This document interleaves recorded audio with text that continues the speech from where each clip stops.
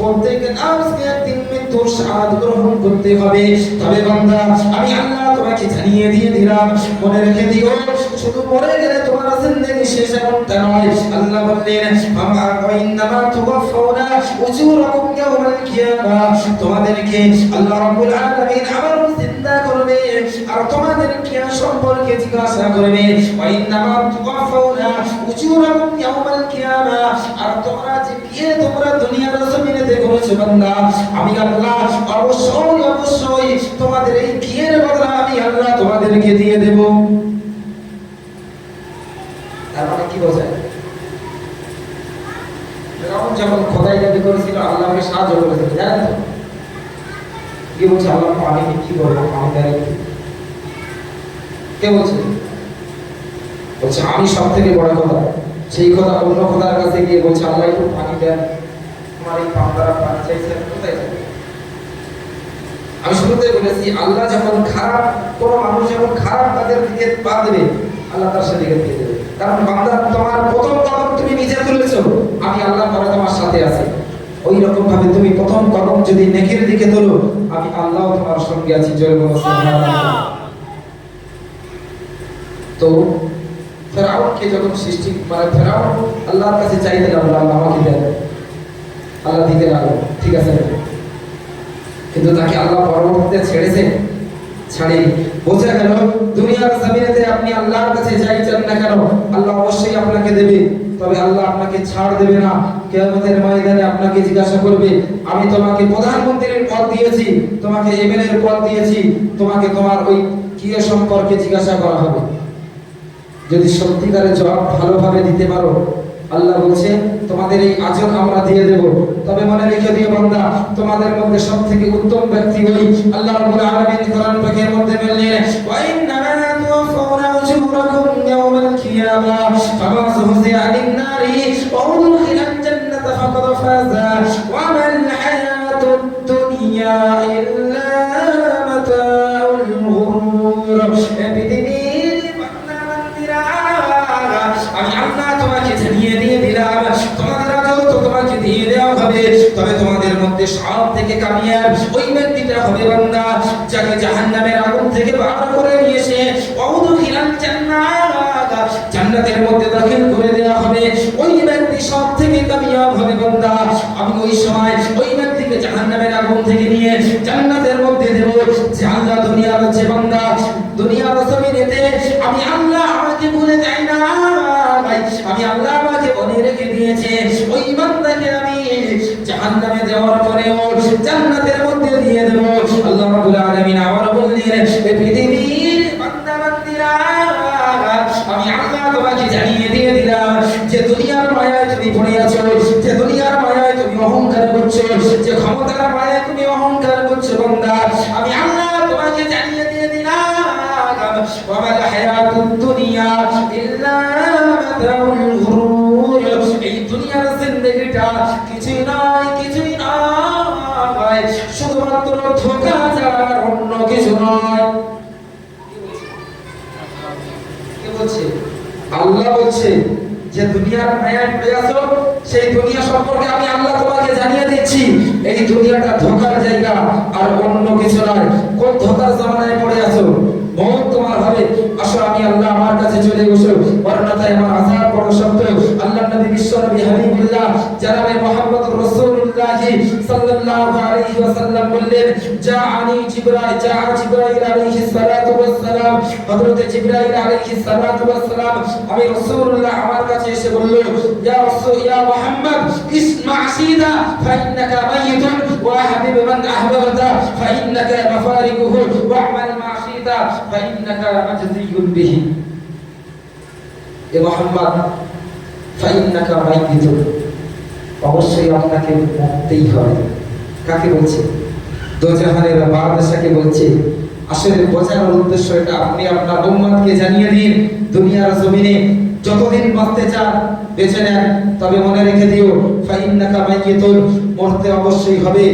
আল্লাহ হযরত জিবরিল আমিন আলাইহিস সালাতু ওয়াস সালাম বললেন, ইয়া রাসূলুল্লাহ আপনি আপনার উম্মতকে বলে দিন ওয়া হাবিব মান আহবাবাতা ফাইন্নাকা মাফারিকুহু, আপনি আপনার উম্মতকে জানিয়ে দিন দুনিয়ার জমিনে বন্ধুত্ব করতে চাইছে যতবারে বন্ধুত্ব করে নিক, তবে মনে রেখে দিও এই বন্ধুদেরকে ছেড়ে একদিন অবশ্যই আপনাকে কবরে যেতে হবে।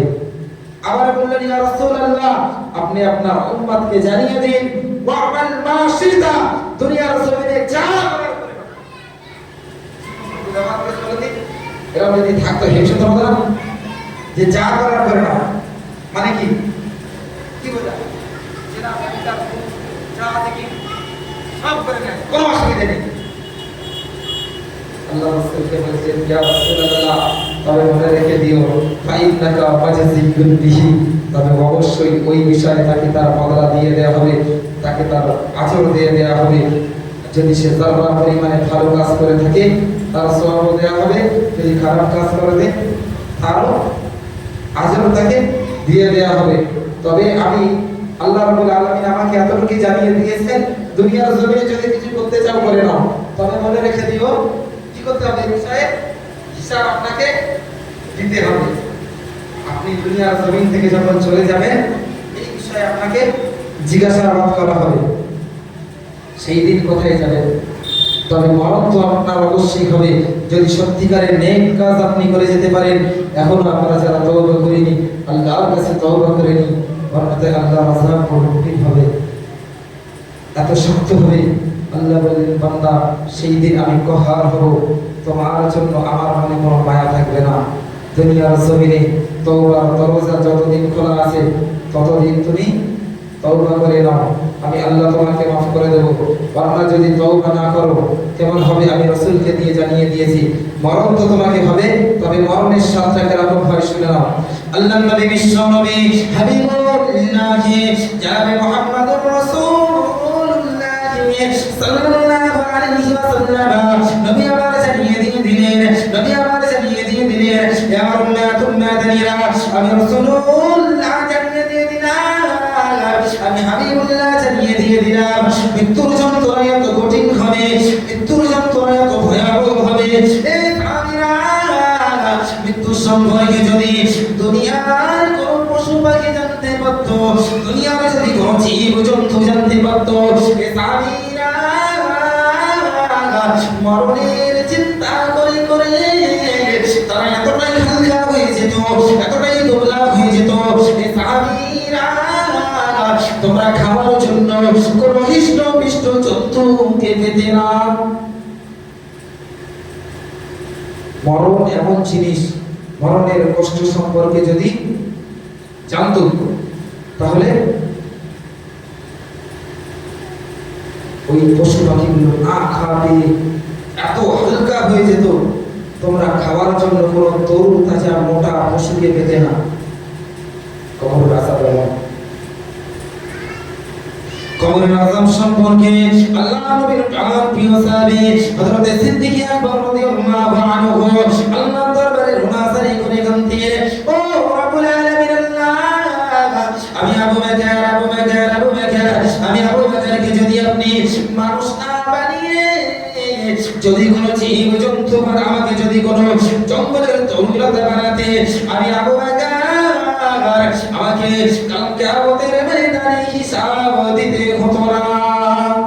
কি বলছে হযরত সিদ্দিক আকবর? বলছে রব্বুল আলামিন আল্লাহ, আপনি যদি আমাকে মানুষ না বানিয়ে জঙ্গলের তরুলতা বানাতে তাহলে আমাকে পশু পাখি গিলে খেয়ে দিত।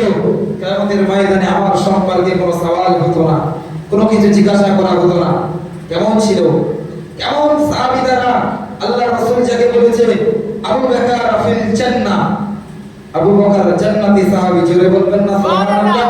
সেই জান্নাতি সাহাবী আল্লাহর কাছে কাঁদছে, রব্বুল আলামিন, আমাকে যদি আপনি মানুষ না বানিয়ে যদি তরুলতা বানাতে জঙ্গলের পশু পাখিরা আমাকে খেয়ে নিত, আমি আবু বকর আমাকে হিসাব দিতে হতো না।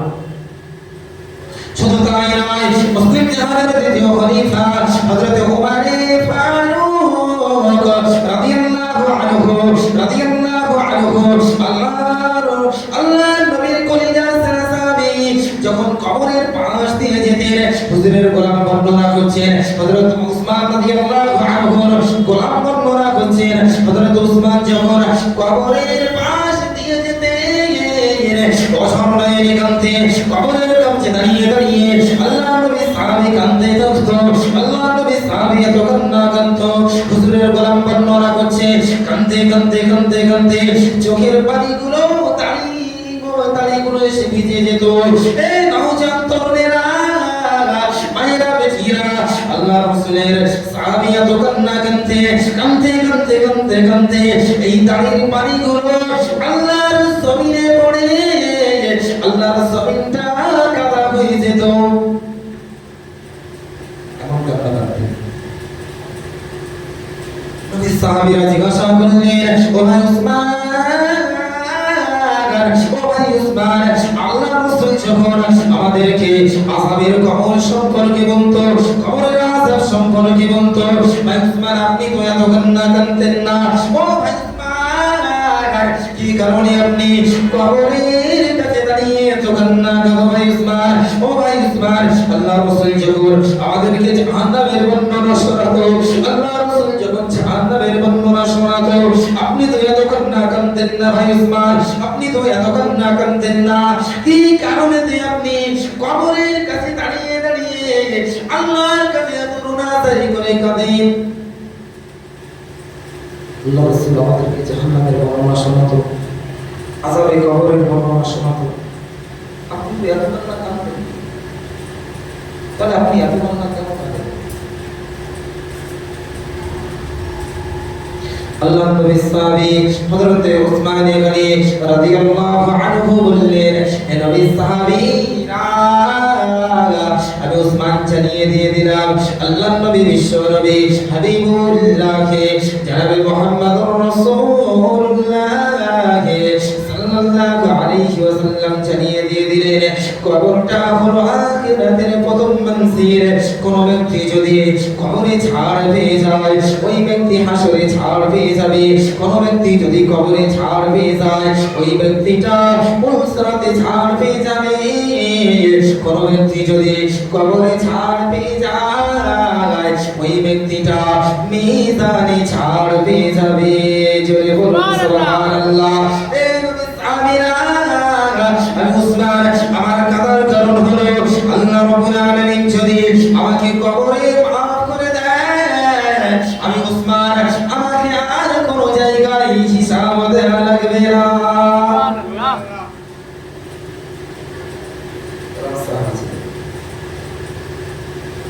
কবর এত ভয়ঙ্কর যে হযরত বাররা ইবনে আযিব রাদিয়াল্লাহু আনহু বলেছেন, হাদিসটা খেয়াল করে শুনুন, খুব গুরুত্বপূর্ণ একটা হাদিস।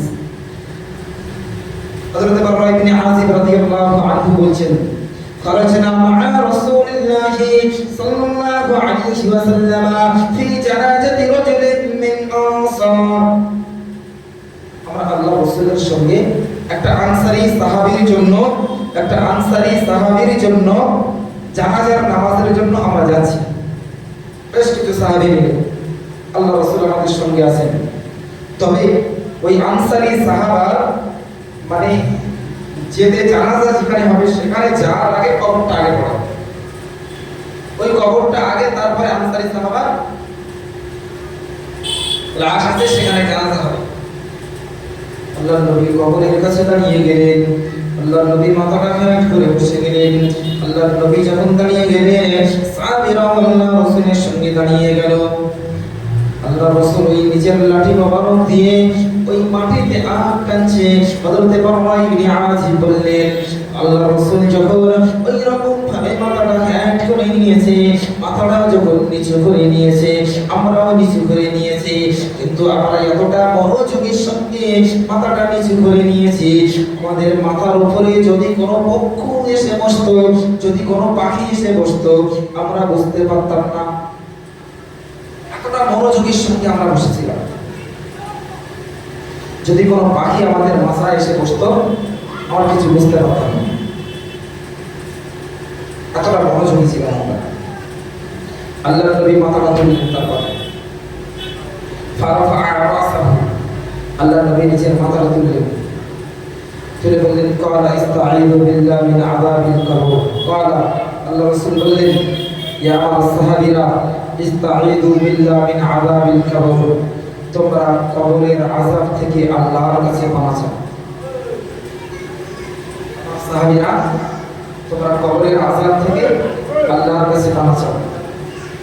তার মানে কবর কত ভয়ঙ্কর জায়গা। সোনার মানিক আমার দুনিয়ার জমিনেতে কয়েকটা দিনের জন্য এসে আখিরাতকে ভুলে গেলে চলবে না।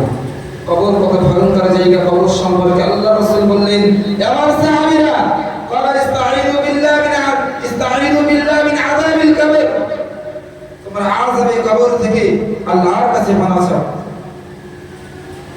কবর বলছে, আনা বাইতুল মুহরমা, আমি হলাম একা থাকার ঘর, আমার কাছে আসার আগে চিন্তা ভাবনা করে এসো পৃথিবীর মানুষেরা, আমি কবর তোমাদেরকে জানিয়ে দিয়ে দিলাম।